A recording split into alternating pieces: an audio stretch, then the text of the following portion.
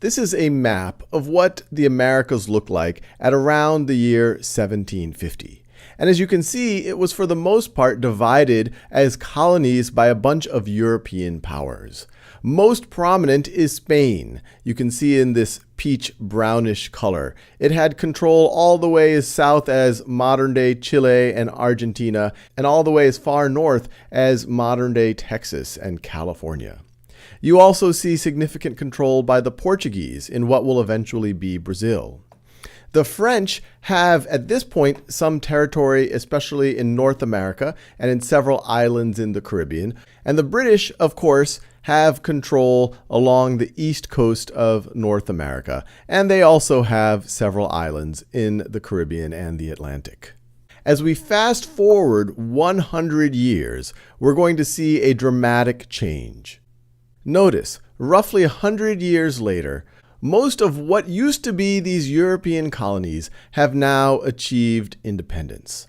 In other videos, we go in some depth from 1776 to 1783. You have the American War for Independence. You see on this map now, the United States is an independent country. From 1791 to 1804, you have Toussaint Louverture lead the revolt against French control, eventually gaining independence and establishing Haiti. From 1807 to 1830, you have a series of revolutions in Latin America, many of which were led by Simón Bolívar, who was a criollo, or Creole, Venezuelan. The term Creole has many meanings in modern-day language, but in this context, it refers to someone of mostly Spanish descent who was born in the New World. And Simón Bolívar plays an active role in achieving independence from Spain for Venezuela, what will eventually be Colombia and Panama, Ecuador, Peru, and the country that will eventually be named for him, Bolivia. So there is an interesting question here. What led to all of these revolutions? The map that I showed you before, that colonial map of the Americas, these colonies had been in place for several hundred years before these revolutions. Why did all of these revolutions happen roughly at the same time? Well, one overarching idea is that as we enter into the 1700s, you have the intellectual movement known as the Enlightenment. There were many authors and many publications involved in the Enlightenment, but perhaps most famous is the Encyclopédie in French, or encyclopedia, which had the intent of collecting much of the scientific and political science knowledge of the time. And it's considered one of the central texts of the Enlightenment, and it was a series of articles published from the 1750s all the way until the 1770s. And to get a sense of it, here is an excerpt of an article by one of the authors, Denis Diderot, considered one of the primary actors in the Enlightenment. No man has received from nature the right to command others. Liberty is a gift from heaven, and each individual of the same species has the right to enjoy it as soon as he enjoys the use of reason.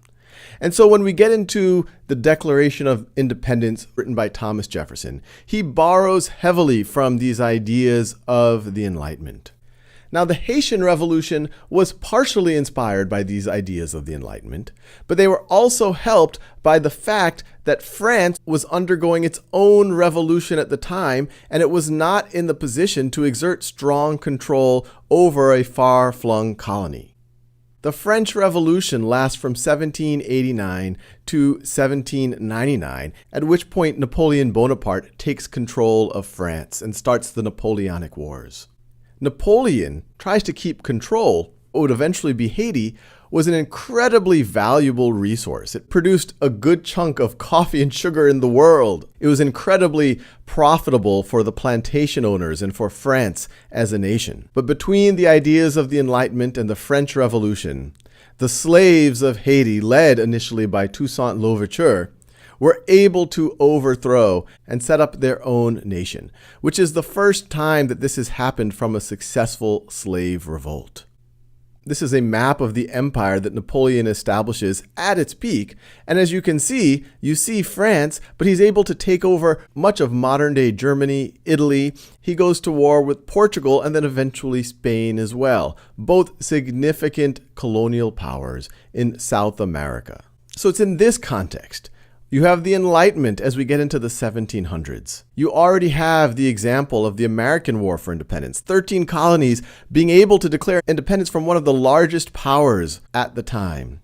Then a successful slave revolt to establish their own country against another significant power. And once Spain and Portugal are fighting Napoleon, coupled with the ideas of the Enlightenment and the examples of the United States and Haiti, it inspires a whole other series of revolts in Latin America, many of which were led by Simón Bolívar.